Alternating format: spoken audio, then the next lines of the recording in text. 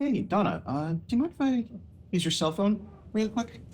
Well, you have your own cell phone. Everybody has a cell phone. I mean, Yeah. little kids have cell phones. You see them in strollers with cell phones. Yeah, just due to some legal things, I can only use this. A pink flip phone? Well, yeah, it's just about access to the web at large. Not important. Just take like 2 minutes. Okay? You give it back? Of course, give it back. Yeah. I wanted my phone because he only had an old flip phone, and I thought, what's he going to do? He never did say what he was in prison for. Drugs, high-end something. I don't think it was any physical danger to anybody. But Oh my, Donna, that is a lot of fun.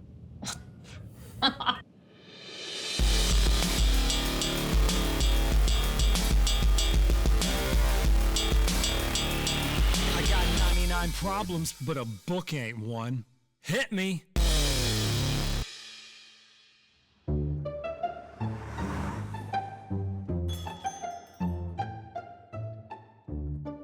All right, the book I brought this week is The Existence Equation by Matthew Medney and Don Macnab-Stark. Now, this is a very interesting book because it poses a central question.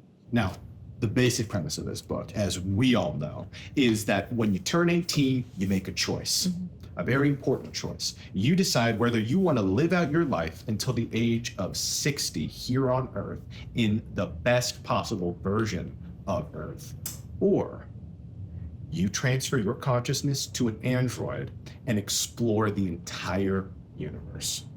well, I like it here. I think I want to stay. What kind of an idiot, who wrote this book? Anyway. Matthew Medney. Oh, that hack? Oh, I've seen his stuff before. As an actor, I'm ruled by emotion. So for me, this would be a very easy decision. But of course, I would choose to stay human and continue to emote in any way, shape, or form that is needed for film or television. If you chose the other, you might be the only actress android. I don't believe in method acting. I feel like you should be able to just snap right out of it at a moment's notice. That is true professionalism. So again, I'm happy. Yeah. All right, so 2 for staying human. What about you, Rama? Well, I think the inherent curiosity I have makes me wonder what it would be like to effectively travel the universe as a spaceship.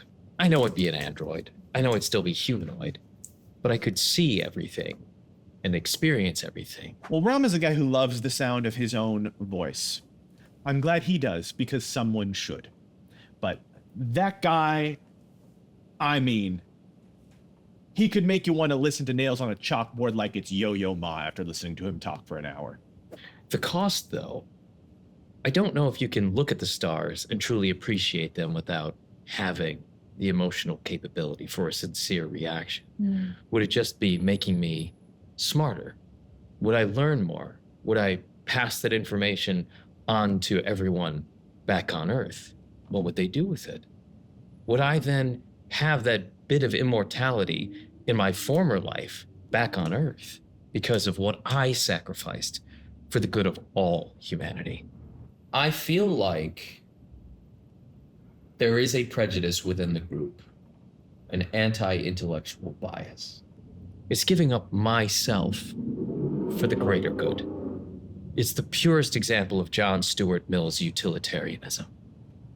So I Self-sacrifice? would self-sacrifice. For the good greater of good. whatever. Look, man, are you staying on Earth android, or whatever it no? is. I was a bit confused. Are you going to space or stay as an android or staying on Earth as a human? Thank you for asking that. I appreciate You're it. welcome. I will go to space Okay. because I feel that what I could contribute back to the actors on Earth, or those who choose to live here, we can continue to encourage your creativity and imagination. But it does take the curious and brave among us to give up the creature comforts. You know you're going to get back? I don't So think you I can will share get back. this. So how can you share all this knowledge? Just data transmissions, satellites, relay points. I will never be seen back here on this planet. And that's okay. I think I'm willing to let it all go. Now, I'd stay here because I have my dog too, and my horse. And, they're not going with me, so I may as well stay here. Here's the thing. At first, I thought I would stay human because humans are messy. Humans are raw. There's flesh and blood and bone and sweat and aromas and odors. You don't get that when you're just a metal body, an android in space. There's that human raw connection that is here on Earth. And there is something appealing about leaving this world at 60. I read to escape. Isn't that why everybody reads? That's why I read romantasy, because I can't have these experiences in my life. I can have similar experiences. I don't know. I've never been to space. I've never been an android. What if, as an android in space, even though I don't have the same emotions, what if there is some sort of telekinetic, weird, sexual mind connection that could be made with other androids? I wouldn't know until I was there. Do you have friends there? Do the androids have friends? Well, they know each other, right? I wouldn't consider that friendship equal to what we beings know as friendship, right? No. I actually agree with you, Julia, Wow. because I do think living life on Earth is messy, dumb nonsense. I think that we are in total agreement that there's no point in living in a fleshy shell just because you're going to leave behind a hot corpse. Can you imagine becoming an android? Absolutely not. I mean, that's my entire livelihood, is being able to connect with other humans and to feel and to embody the emotions of different characters. I mean, I wouldn't have a job. I think the real, true answers lie out there in the adventure of the stars, pushing past what we know currently. And we don't know if there's some kind of hot android on android action up there, but you have to assume when you factor in eternity that we're going to find a way. Just like the man said, life finds a way. I think you should be a cyborg, right? But apparently everyone else had a problem with giving up their humanity and not feeling emotions anymore and wanted to live a happy life. People who don't have that emotional ability, narcissists, just dead-eyed people, and they've been the best in the sack. So I disagree. I think androids will find a way to connect and have sex. And for the record, I like the messiness of the human body. I was saying that's what I enjoy about being human. Absolutely. And you're allowed to be wrong, right? Whoa. Just like you're allowed to be wrong and you're allowed to be wrong. But we're the guys that understand that if you really want to make a difference, you got to push beyond what you thought was possible. And what's further than eternity? Well, there is nothing like human friendship. Like Don and I. We're friends. Or a spaceship? Friendship, spaceship. Friends. Wow, and I are friends. you have such just a natural connection. She never did tell us how she had the name Rocky, did she? I think it just, maybe she thought she'd get some mileage out of that name since it's gotten to be famous. All right, the main character, Liam, actually is in a relationship with someone who has chosen to remain human.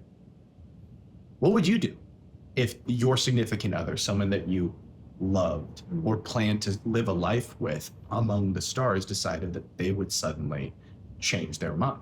Would you change your mind, or would you continue on to greatness?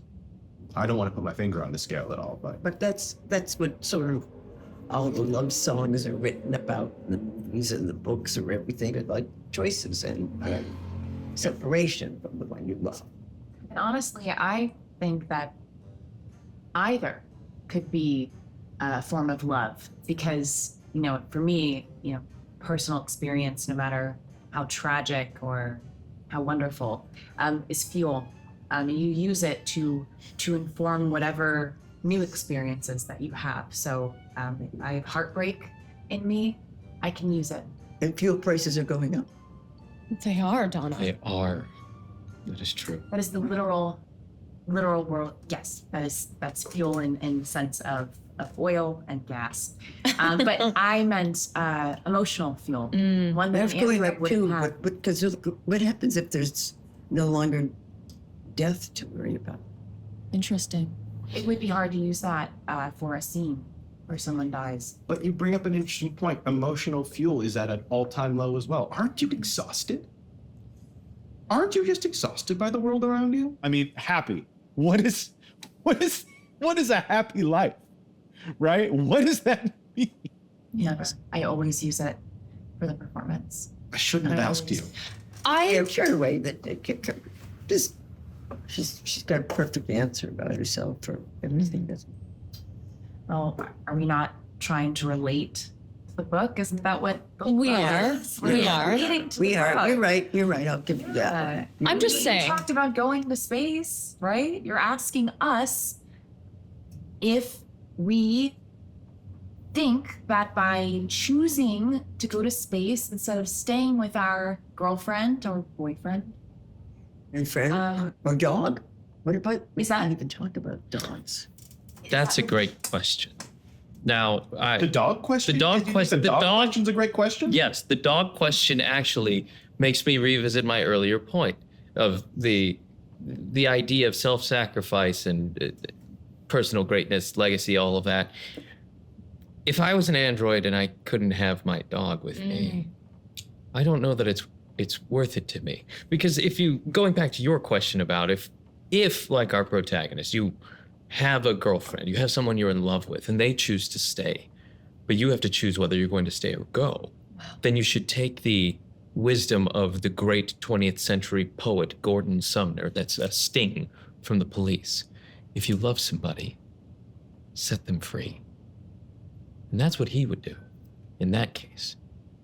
But if you really love somebody, then that is your world. That's the universe that you want to be with.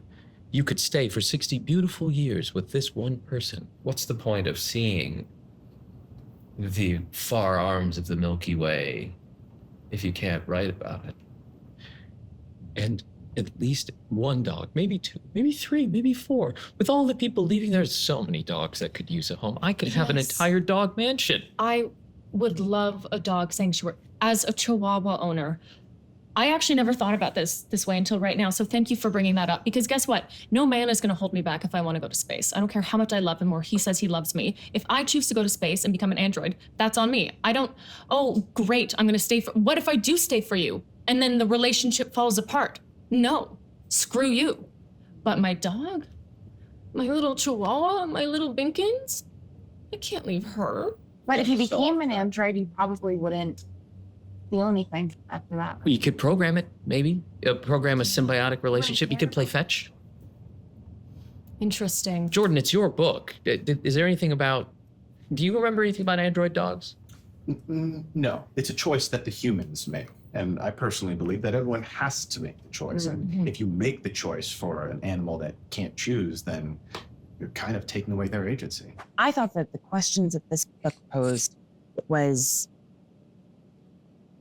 as brilliant as the stars. It probably sounded really good. So. Now, you've been a prison and the government made choices for you. Does the government make choices in this world where they can choose an android existence for someone who, let's say, is offensive or fraudster or, betraying the human compact of doing what's best for their fellow? Can they be ousted Could to they be space ousted to space? against their will? I mean, theoretically they could, but we're talking about a choice that you make at 18. Sure, just So like it's- the draft. I didn't choose to have to self-select. The government made me self-select. They said, you choose which branch of the armed forces you'd like to die in if there's war. I didn't have the right to say, I conscientiously object to this. I had to pick one of the branches of the Army, the Navy, the Air Force to volunteer for. What In about the this, Marines? well, the Marines, you can't enlist normally. You have to go into full training to be a Marine. You were in the army? No. Oh, But in the case that they reinstated the I draft. see. I was like, I can't picture it. Yeah. I mean, I'd like to picture it. I love a man in uniform. I would make it so that Rama had a bit more raw masculine energy. Perhaps he could be taller. Perhaps he could lift a few weights. That could be nice for Rama. I see that in his future. I could be in administration. There you go.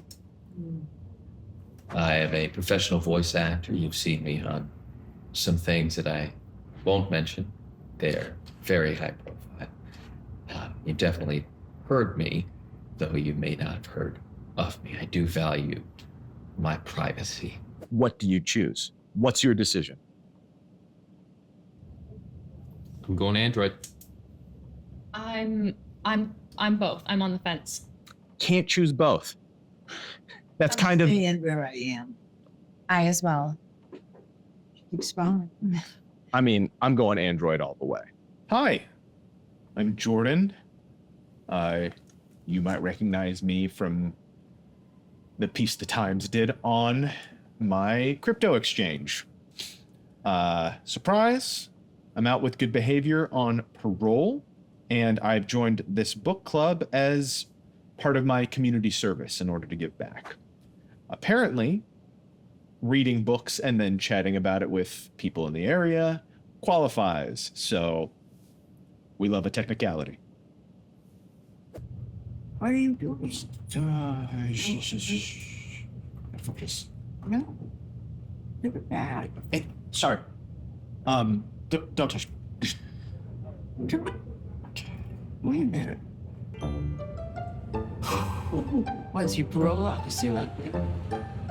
I just made $50,000. So Do I get 10% of these?